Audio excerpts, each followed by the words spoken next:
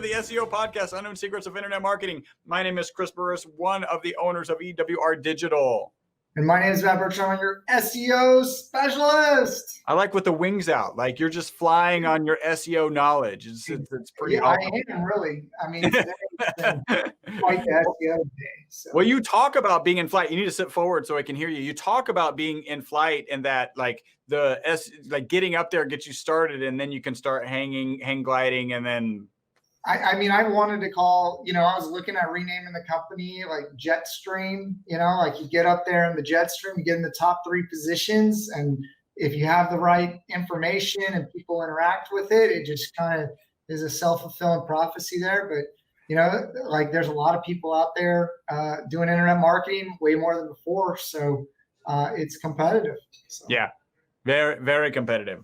Well, please remember, we're filming live from Houston, Texas. We are at different locations, but we are live in Houston. And Matt and I, we are your results rebels. I'm at the headquarters. I don't know. You're at the headquarters. You got trophies over there, but yes, the beautiful trophies behind me.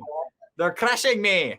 They're huge. They're ginormous. All right, we do have one review. It's not 5 stars. I don't know exactly what happened. It's from Jacob Hosley. It is 4 stars, and it's pretty simple. It says good and responsive. So, Patif to you anyway, Jacob. We wish we could earn that 1 extra star. If we're good and responsive, I don't know what more you were looking for. We'll try and do better next time. The article we're going to talk about is 10 SEO tips to get your website to the top of Google search. So, Matt, this is a little bit of an older article, and I sent it to you. And what'd you say? Like pretty much right away, you're like, "Hey, what'd you say?" Well, I thought the article had really good information, and I was like, "It's you follow the right like process, or you kind of follow the algorithm of what it's doing, and they're not going to totally change the algorithm." So, it reminded me of people that call in or we talk to that say, "Hey, I want to listen to new episodes of the podcast, but they haven't listened to a ton of the other episodes." And it's kind of like, well, you can go back and listen to old episodes. I know people want to stay with what's most new and current, but there's also, if you're trying to learn SEO, there's a lot of fundamental things that you can pick up that still apply. So like, I think that article was written in 2016, and many of the things, if not all the things, still apply and really are blossoming, I guess, of like what they were talking about, what was coming, I guess. I don't know. So I think there's a lot of people who wish they had started the things we're about to talk about back in 2016, because if they had, they would be in a much better position, or they're kind of scrambling to do these types of things right now. Yeah. Well, let's just jump into that. This article is by Christopher Ratcliff. Love the first name, of course. Patif to Christopher Ratcliff. And we're just going to jump into it. 10 SEO tips to get you to the top of Google. Number 1 is optimize for RankBrain. RankBrain is Google's machine learning, artificial intelligence system. And when we first pulled up this article, we're like, well, we don't really talk about RankBrain that much anymore, but guess what? It's still there. It's still in the background, just learning like your Tesla. Learning all the time. So it's the thing that when you get into long tail phrases or phrases that Google is seeing for the first time, which, by the way, when this was published, it was about 15% of searches per day were kind of new searches that Google had never seen before. Maybe that number's come down. Maybe it's actually gone up. Like that's an interesting thing, because they're getting more and more exposure to all of these queries. And the reality is there's more and more users using it in more and more different ways every day. But basically, when it gets into those long tail phrases, that's when RankBrain starts to get in. And they say, here's how you optimize for RankBrain. Create content that answers unique queries that are particularly relevant to your audience's personas.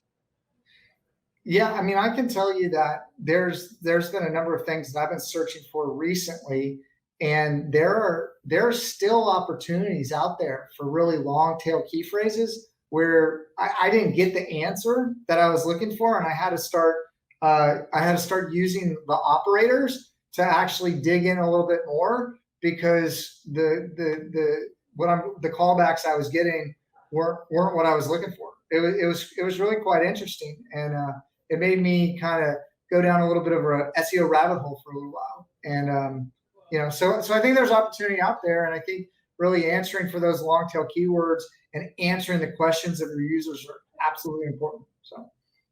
Yeah, and I think that you're going to find that the answer questions is going to be a recurring theme during this particular podcast. So number 2, optimize for near me searches.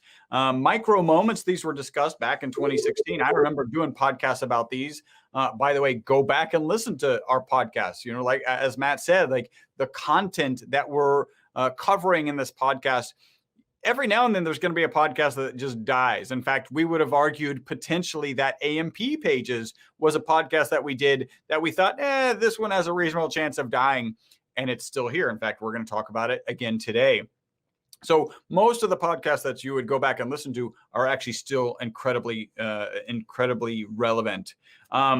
Note that mobile is one of the key drivers for local searches. So we've all done that, like restaurant near me, or whatever, where's the nearest XYZ. Mobile searches are very active. They're not brand loyal. So there's a lot of opportunity in those moments, in those micro moments, to win business. The advice here is all about anticipation, relevance, and ease of use. Make sure you're anticipating what they might be looking for as they're driving down the street, what would be relevant to them, and make sure it's easy for them to find what they're looking for. Yeah, no, I love micro moments. Google was really pushing micro moments in the trainings for the Google partners a while back. And so there's a lot of optimization around each key step for sure. All right. So number 3, this is 10 SEO tips to get your website to the top of Google. Number 3 is optimize your local presence. Now, I would argue this is as relevant today as it's ever been, right? Certainly it's more relevant than it was in the beginning of Google, but it's continues to be important. You need to sort out your local SEO. That is Google My Business. Just to run these things, Matt, maybe you want to add, but some of the things here are: you need to have a long and unique description of your business. Choose the right categories, key information on opening times, lots of imagery, regular updates, which, I might be guilty on one of my businesses of not doing regularly, and then local phone number and business address. So what's your thoughts on local? Well, there's actually a lot I have on local. I won't go into it all, but basically, local, or the maps, or GMB, like when you talk about SEO local, that's really what you're talking about. That's a whole different algorithm. And so there's a lot of things that you need to do to optimize for that. One of the big things is you could be answering questions. Okay, so like there's a question answer on Google. You need to be posting regular. It's just like blog updates. Also, don't post content that might confuse Google. So kind of stay on topic of kind of what your audience needs or is looking for. Understand that the landing page, because the algorithm hasn't been invested in as much as universal search, that it's targeting a specific page. It is branching out to the rest of the website, but there's certain kind of key points. We have like checklists and stuff that I have my team follow. It'd probably be a good downloadable of like what you need to have. You need to have name, address, phone number, how long the business has been around, who you're catering to. There's a lot of different things that you need to do. There's a lot of different, tactics and strategies that you can use to optimize for the maps. It is 30% of all traffic. So it's important. Don't overlook it, right? And for a lot of businesses, maps matter almost as much or sometimes more depending on the search, and the urgency of like what people are looking for than regular search. Like if they're not doing a ton of research, it's kind of like where ads have an advantage for the emergency plumber near me, those kind of service-based things that, DWI lawyer, like you need somebody like right now that has a smaller cycle. Maps are a lot more important than people that are doing the active research and trying to find the best product or service that they're looking for. So, local's great. I love local. A lot of time should be spent on local. And I don't know if you hit this hard enough. And the point here is lots of visible customer reviews, right? The more reviews you can have with the higher star ratings, the better you're going to do, just period. Well, so, I mean, reviews, I feel like, you know, you need to get to 12 reviews, I think is what the data says. But again, like, I think we were talking about Rank Brain, that's like almost like a given. I was like if you're not generating reviews, you know, that's the most visible thing that people are looking at. That's what like people in the social economy are, you know, like trying to crowdsource like information, and they use reviews to do that. So absolutely, I think that's kind of a cornerstone of local for sure. So. All right. So next we're going to get into something that is, you know, we could debate. It's optimized for natural language and voice search. If you're a friend of the podcast, and we hope you are, if you are, or you're just becoming one, make sure you subscribe and follow, however you're listening or watching. It's interesting because this kind of falls into what I've argued, the particular chart that they have on this section, right? So optimized for natural language and voice search actually shows this trend, and it goes across and it shoots way up, and it's 3 lines and they all shoot up. And one of them is, here's how the increase for the phrase navigate home has improved. Here's the phrase call mom, which is significantly higher than call dad. So, you know, in the context of the ongoing debate that we have here, there's this massive increase in online searches. But from an SEO's perspective, I don't care about call dad. I don't care about call mom. I don't care about navigate home. Those aren't relevant searches that are going to drive business for my customers. So Chris, you know, every time we talk about like voice search, you know what it makes me think of? There's this documentary which you might have seen it. I don't know. A lot of people out there hopefully have seen it. It's called The Social Dilemma on Netflix right now, and Yep. it's talking about like, you know, predictive learning and really persuasive technology, right? So like social media, and like I feel like you have a belief, okay, and seek out information that supports your belief. So you get this article, and I'm like, you know, like, look, grocery searching, online searching, like 50% of all searches are going to be voice search. Like, there's a lot of data to support voice search, and you're just like, yeah, I think no voice search. I believe it. I believe that 50% of voice searches are going to be voice search. Now, how many of those are relevant to, may ever be relevant to us? Like that's the only debate I have, right? Because it depends on who you're targeting, right? Yep. So younger generation are using voice search the majority of the time. People are using it to reorder stuff. Groceries is huge. Entertainment's huge. People are using it to shop, like online. So depending on what you're selling, okay, right, just like the searches, there's a lot of relevancy for voice search, and you want it. And also Google can now, which they can totally, like if you're in a Google Hangouts, they're totally recording all that now. About 2 weeks ago, they rolled out a new, like, I don't know, phone system. And even with like Google AdWords, you know, they have like a call rail kind of built in.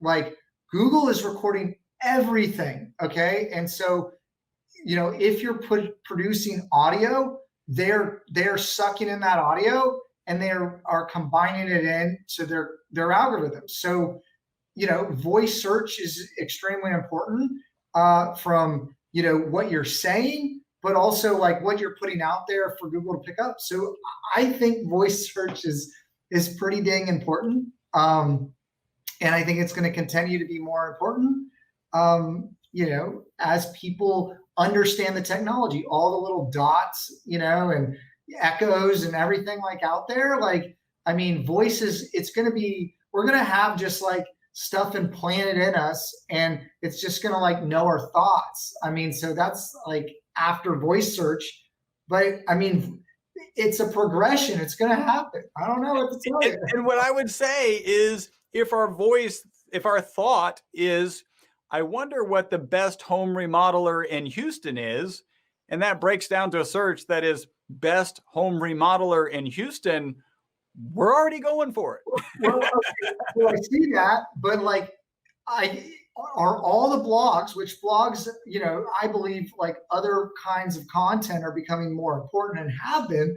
But okay, if you're looking at text content specifically, and we're looking at like, something in a very narrow scope, what about like, do you talk the same way as you write? Like if you're writing formal language for your blogs or something like that, that's not how people are going to ask questions. Do you think people vocally say the exact same thing as they would type? So, how you answer the question in a more informal conversational tone, like there's going to be a higher chance that that's going to be the right callback versus, just going after like standard terms or short terms, short like seed keywords.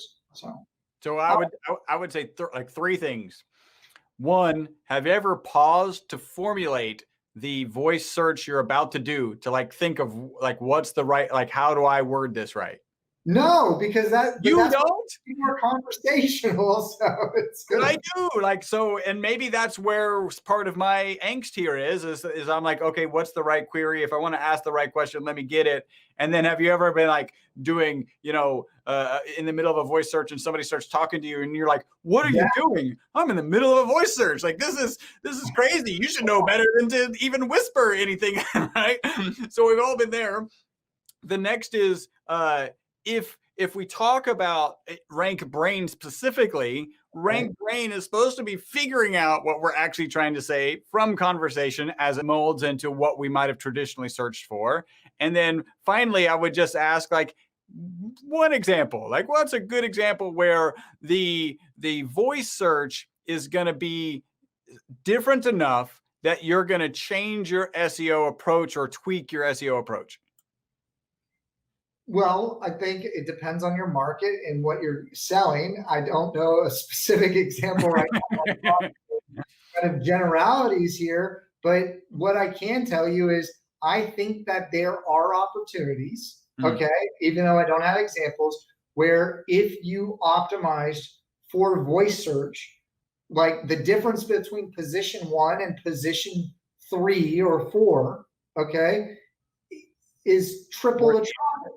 Right. So depending on the keyword, depending if, like, okay, so you're thinking about it like an agency. Okay. Yeah. And, like switch gears to think about it like, your other company. You want to be first position for every single term. Okay. And if 100 more searches or 50 more searches translate into 10 more clients for you, like, is that valuable enough all day long optimize for that on a specific area? It's like optimizing for what am I thinking about? Like position 0, knowledge graph, right? Like optimizing for the knowledge graph to get that rich snippet.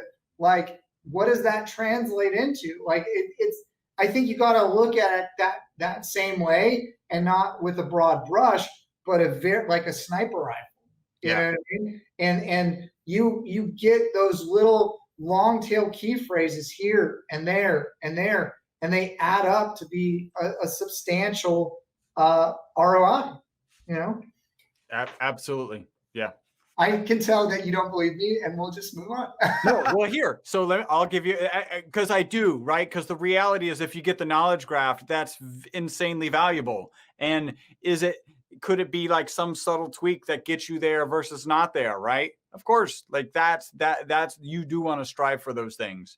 What I'll ask you to look at, and I will too, like, and maybe I'm like programmer brained, and so I am actually like, let me think before I ask Google. Let me think about what the best query is, and then I say my query, right? Think about, as you're going through your day, as you're doing voice searches, is there one you're like, hey, that was actually kind of totally different, or at least different enough from how I would have typed it, that it'd be good to have some examples to share like that. That would be cool. Okay, so I'll give you one last thing. So I think that that's all fair. I'll give you one last thing. So a lot of content, Google's trying to index the entire knowledge base of human existence, right? So you need to provide content that's unique to what's currently out there, right? So if you're trying to optimize for the best restaurant near me, okay, and everybody's pushing content that's describing that, Google's just advanced pattern recognition to a certain degree, right? And so you need to throw something out there that they haven't seen before to differentiate yourself from somebody else. So it's like that extra, as competitive as SEO is getting, it's that extra little bit that's going to put you over the top. And again, that's the difference between maybe position 3 and position 1. And, like that's significant, so. Yes. Very significant for sure. I was in debate. I was in debate club and I lasted one debate and I was like, that gave me. I actually won state in debate, and I'll tell you this interesting story. Sorry, it's on a tangent. So I've been starting to play more chess. Okay, I don't know why, but I was on a trip over the holidays, and I played a sixth grader in chess, and he was state champion or national champion. I couldn't remember. I crushed him. Okay, I crushed him. Is that your blog post? I crushed a sixth grader. Yeah, but I mean, he was like state champion or national. He was really good. When you're playing against somebody who's good, right? Well, I mean, I stopped playing because I couldn't find anybody to play with that was like competition. Yeah. Well, a friend, I will just say, a friend came over, started playing me chess. They had just gotten out of jail. I just say it, right? They just got out of jail, and I was like, hey, let's, he was like, let's play some chess. You didn't tell me for the last 2 years. That's all I did. The majority of the day was play chess over and over and over again, and so I play him, and I'm doing okay. But we get to mid game, in game, he starts checking me with crazy stuff that I wasn't paying attention that hard. Yeah. And so we played 10 games, and I won 1 game out of 10. And I was just like, okay, I'm not that good at chess. You found one other person who could beat a sixth grader. Yeah. It put me back in my place for sure. So then what I did is I go on Amazon, and I definitely buy some books on how to beat people at chess. Because I'm and I was like, I'm gonna do a little bit of reading here, away from some internet marketing, and then I'm gonna crush him, and I'm gonna surprise him in chess. Let's play some chess. And I need to win one more game. Yeah, one more game. But he literally was we played 10 games, and I was like, okay, we're done. He actually, I stopped. I was just so we were we got in a couple moves. I was just let's just end it. And he's like, what? The game just started. I was like, no, you're already too far ahead. But if you mess up once or twice, it changes the whole game, you know? And, but if somebody else, if they're good and they mess up, and that's how I won, is he messed up and I took his queen, and I was just like, oh yeah, but anyway, sorry, super long tangent. I apologize. So I guess the question there is, what was the voice search that you did for the books? Well, this is Amazon, right? So Amazon SEO is completely different than voice search. Amazon's a whole different animal, so. All right. Well, my screen just went totally black. I know you can. You're fine. You're moving around just fine. I don't know, but you're on recording, so. Yeah. Let me see. Oh, it's back. Okay. I don't know what happened there, but we're back. All right. So let's move on to number 5. And number 5 might sound familiar. It is answer a question. Being able to directly answer questions with your content is important. Google scrapes third-party websites, knowledge-based queries. Those are the things that, when is Kanye's birthday? Wikipedia used to be the dominant site. By the way, this is back in 2016. It used to be the dominant site for these answer boxes. This has become less so as Google recognizes that there are more quality expert content out there that they could utilize. Find out what questions your site can answer and create content that does that answers those questions. I agree. Number 6 is pay for it. Right? So you can just ignore all of the tips just by paying your way to the top with PPC ads. And Google, even since 2016, probably has made it easier where the paid ads show up at the top of the search result page. And so you've got more important real estate as you're paying for these ads. You can absolutely pay for it. But I know you got some strong feelings about paying for paying paid ads, Matt. Well, like if you can get something for free, why would you pay for it? But I mean, SEO is not free, you got to definitely work for it. There's more trust associated with SEO, but paid ads, there's people that search paid ads and there's people that don't. And there's a very few people that overlap.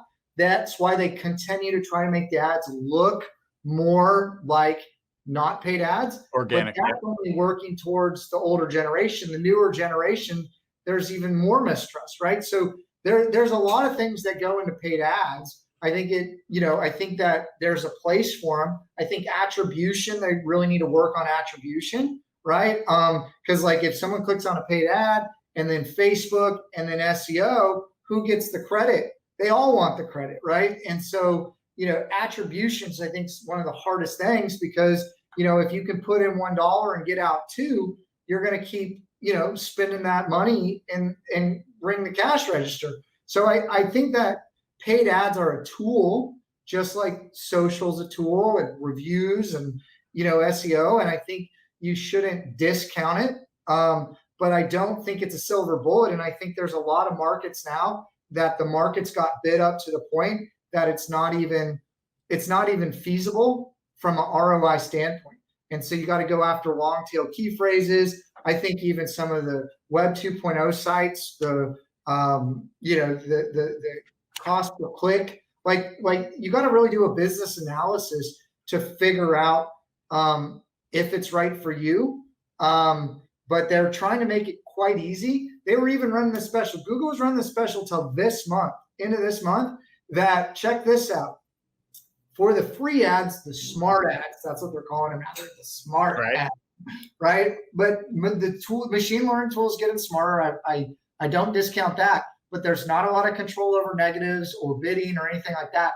They're running the special till this month that for business owners that were using the smart tool, that they would show up more so in the maps than not. And they were like free clicks. So like when I found this out for all our clients that were running paid ads, I started running the ads at 50 cents or $1 a day.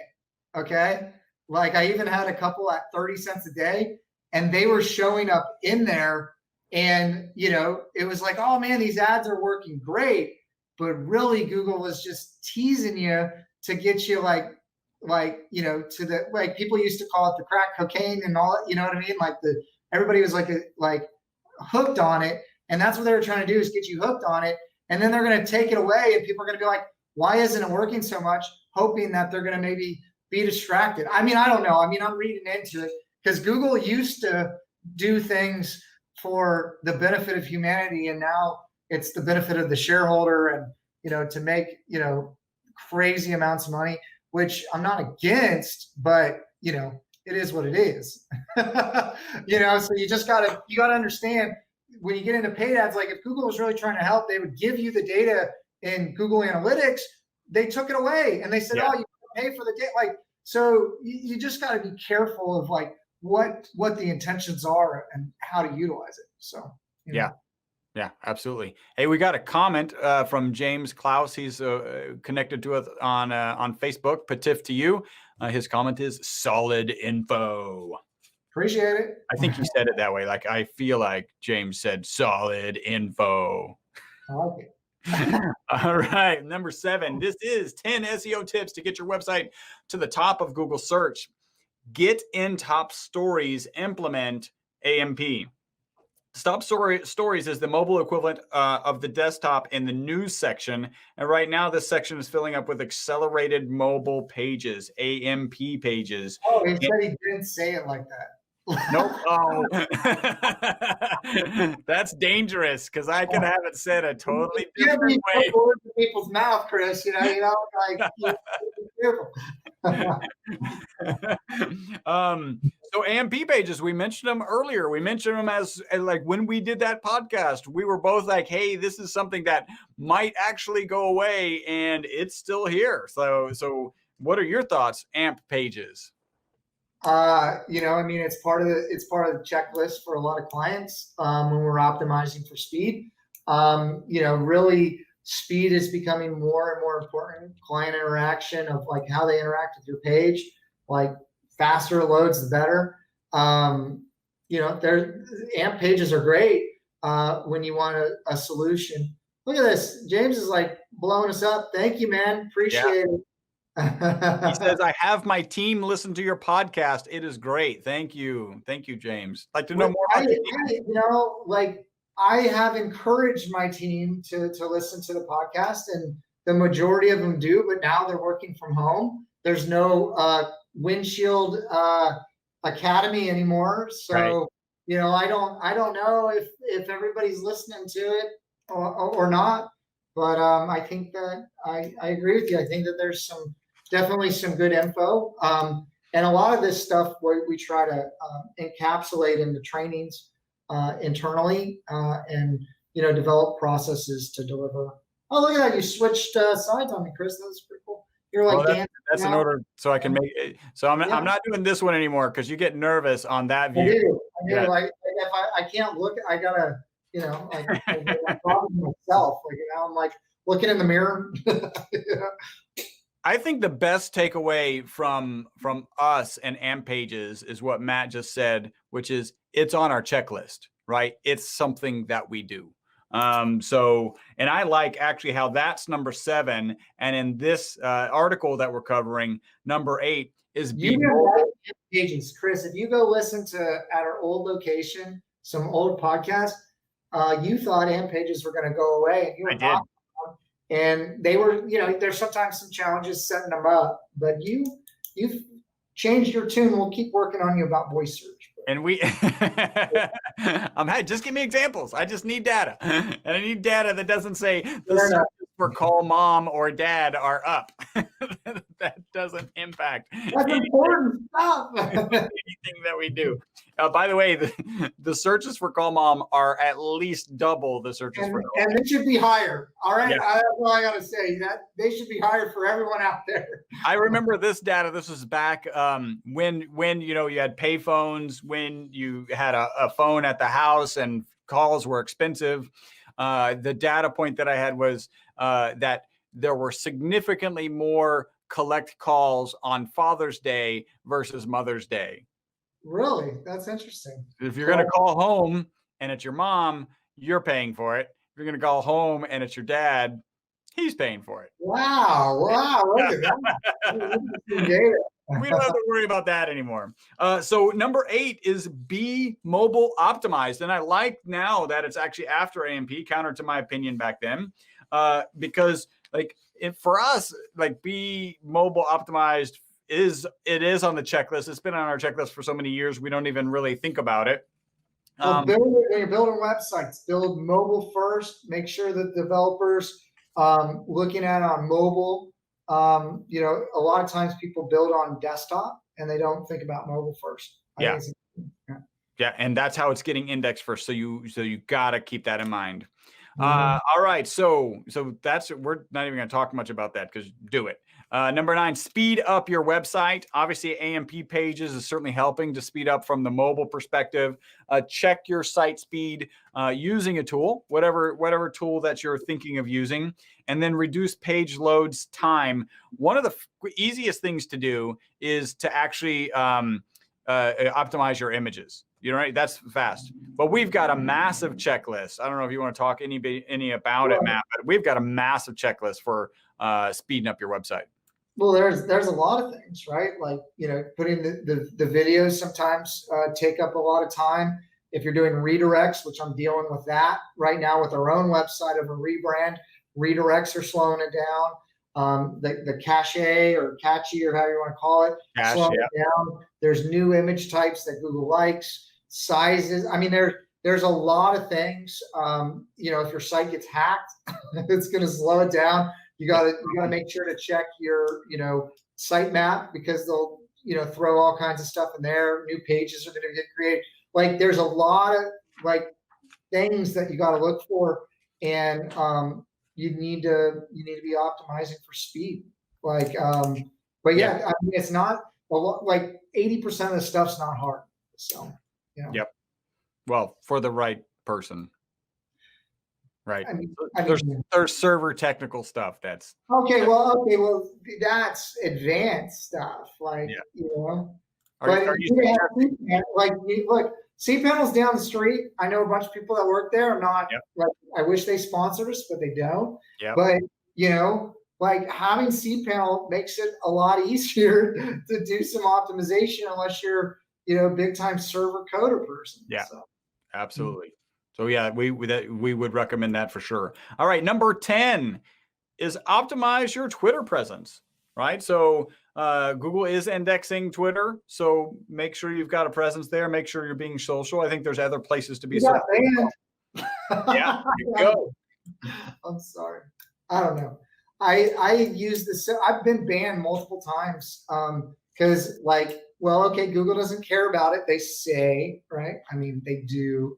But, you know, trying to do SEO, like SEO is a broader term, on the social media platforms, and understand how the algorithm works. You know, sometimes you got to break it to know its limits, you know. But, I'm sorry. I know you told me, Chris, I got to stay away from some of that stuff. But the thing is, we got banned, and, you know, we got to regrow our Twitter. But here's the thing. We had to, you know, change the name and, you know, all that. So it doesn't matter. It doesn't matter as much. Okay? Look, social media matters. There's certain platforms that get indexed. I think, okay, this is from what I've seen. So I'll say this because, you know, it creates a link every time you share it, right? And every profile has like page authority, just like, you know, the platform has domain authority.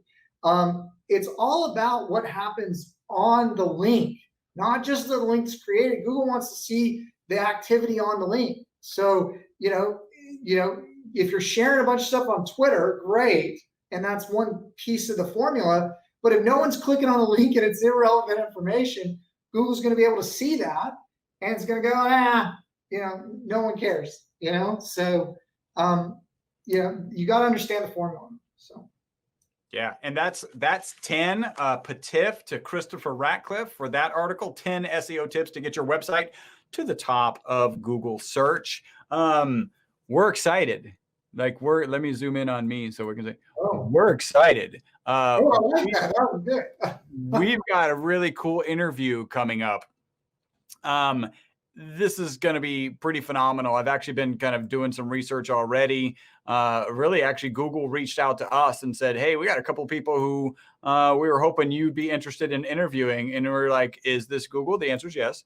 And then kind of heard who they are. One of them is Gary, and I'm going to butcher his name now. By the time we have him on the podcast, I'm going to know how to pronounce his name. It's apparently complex enough that I've seen some interviews where like, no, don't try. No, it's good. And it's Ilyes or Ilyesh. I don't know. And so he's a Google Webmaster Trends analyst, at Google. He's dedicated to creating a better search experience for users. Prior to joining Google in 2011, he was teaching online journalism in Romania. Technical consultant for several high-profile media outlets. And he's one of the world's most influential SEO experts. He's a frequent keynote speaker at conferences like SMX and PubCon. And so we're going to be extremely happy to have him join us on the Best SEO podcast. Have you changed the name? Is it no longer the Unknown Secret Center Market? It's just Best SEO Podcast? I don't know. Like literally that just kind of came out so naturally. Maybe we should. Why don't we do some keyword research and find out if it makes sense? Well, no, I would tell you that it does. Yeah. It does. Is that you've already done the legwork? No one's searching the unknown secrets in the market. I mean, a few people are searching parts of it, and you're touching some different keywords. But a lot of people, because of the domain, people are searching best SEO podcasts or SEO podcasts or digital marketing podcasts or marketing podcasts. But yeah, digital. Well, you could argue we've got the domain, we've got content, so we should be showing up for best SEO podcast. So covered, and then you could have the name attract something else. Fair enough.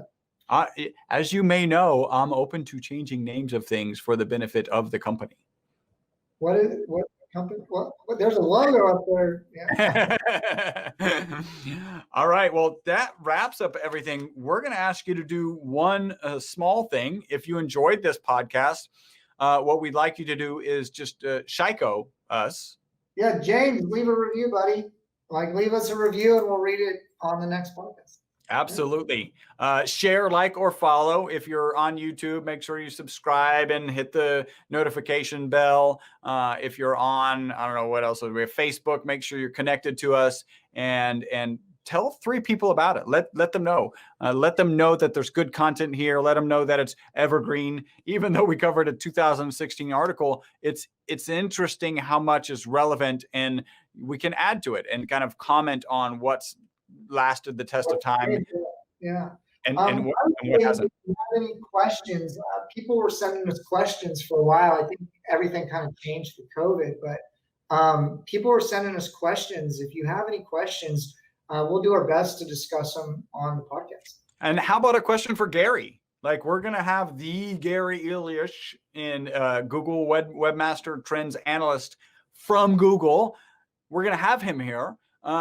Send us some questions that you'd like us to ask him. So James, if you're still listening or your team is listening, what kind of questions would you have? And let's see if we can get those questions put together, and we'll ask Gary real time. Yeah, Chris, there's a bunch. I interviewed a few friends of mine not too long ago. People were like, "What was going on there?" But you were pretty busy in the trenches. But I actually, there's some people I know in the industry that I probably should kind of reach out to and plan stuff a little bit more. Yeah. But yeah, there's definitely some people we could have on for sure that I think could really add value to the community. So. And that's why we're here, to add value to the SEO internet marketing community. Yeah. All right. Well, I think that wraps up our podcast. Until the next podcast, my name's Chris Burris. My name is Matt Bertram. Bye-bye for now.